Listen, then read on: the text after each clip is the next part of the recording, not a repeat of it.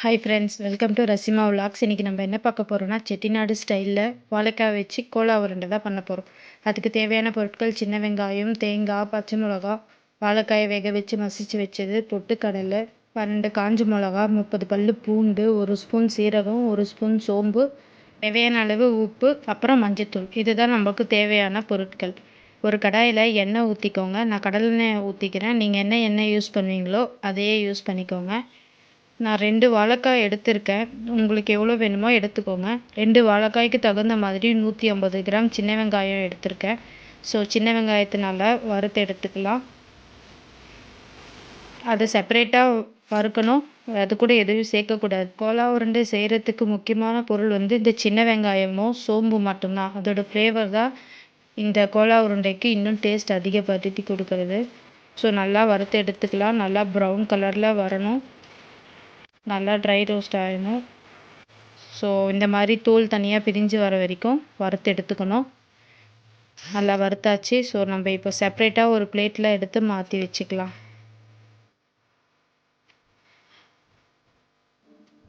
இது மாதிரி நீங்கள் வாழைப்பூ வச்சும் ட்ரை பண்ணலாம். நல்லாயிருக்கும். டேஸ்ட்டு பயங்கரமாக இருக்கும்.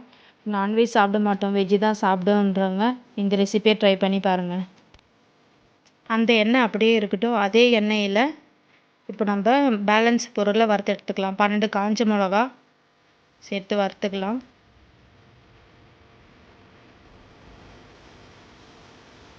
அது கூட 1 ஸ்பூன் சோம்பு, அப்புறம் 1 ஸ்பூன் சீரகம், இது ரெண்டுத்தையும் சேர்த்துக்கலாம்.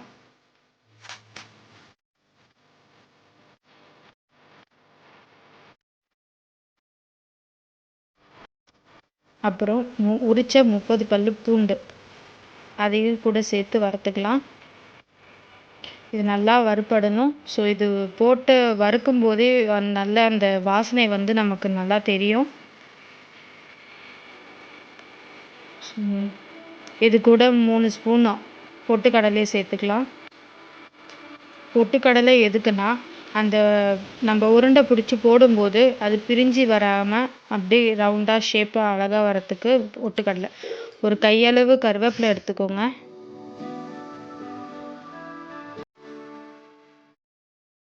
நல்லா வறுத்துக்கலாம்.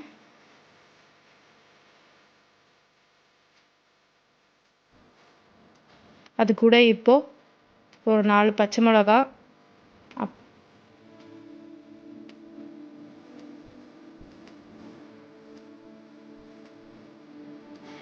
அப்புறம் தேங்காய் அரை மூடி துருவி வச்சுருக்கோம். ஸோ அந்த தேங்காயையும் ஆட் பண்ணி நல்லா வறுத்து எடுத்துக்கலாம்.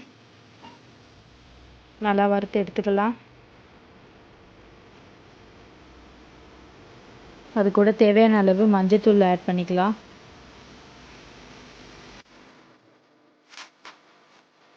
அப்புறம் உப்பு தேவையான அளவு ஆட் பண்ணி நல்லா வறுத்து எடுத்துக்கலாம். ஸோ அவ்வளோதான், இது நம்ம வறுக்க வேண்டியது. அது கூட சின்ன வெங்காயம் ஆல்ரெடி ரோஸ்ட் பண்ணி வச்சோம் இல்லையா, அதையும் இது கூடயே ஆட் பண்ணிக்கலாம்.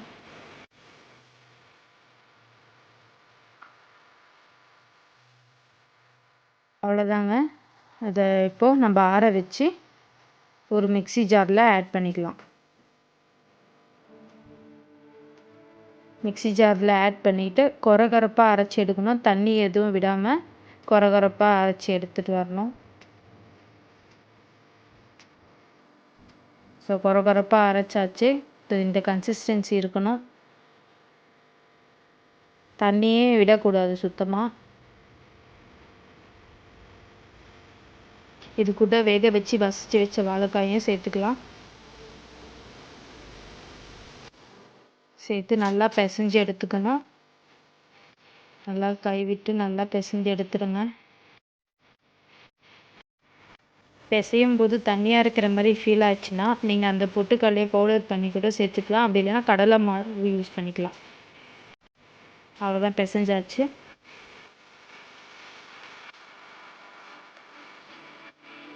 இப்போ ஒரு கடாயில் எண்ணெய் ஊற்றிக்கலாம்.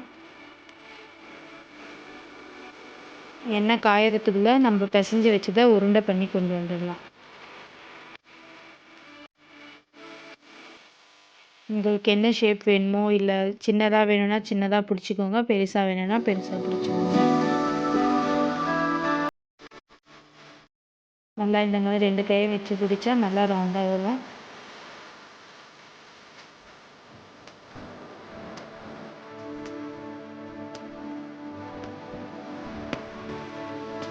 அவ்வளோதாங்க, உருண்டை பிடிச்சி வச்சாச்சு.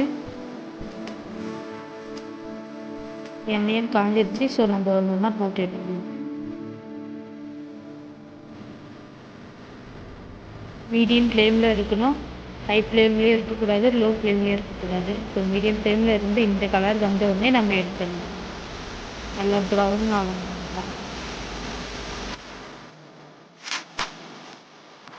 ஈவினிங் டைமில் ஸ்நாக்ஸாக செஞ்சு பாருங்கள். மட்டனில் செய்கிற கோலா உருண்டை டேஸ்ட்டே இது முடிஞ்சிடும். அவ்வளோ டேஸ்ட்டாக இருக்கும். ஒரு வாட்டி ட்ரை பண்ணுங்கள். எப்படி இருக்குன்னு கமெண்ட் பண்ணுங்கள்.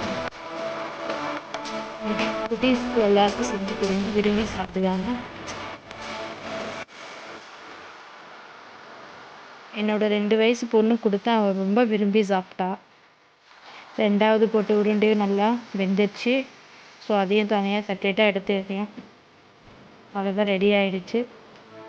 இது சூடாக நம்ம எடுத்து சாப்பிடும்போது இன்னும் பயங்கர டேஸ்ட்டாக இருக்கும். ட்ரை பண்ணி பாருங்கள். ட்ரை பண்ணி பார்த்துட்டு எப்படி இருந்ததுன்னு கமெண்ட்டில் சொல்லுங்கள். தேங்க்ஸ் ஃபார் வாட்சிங். Subscribe for more videos.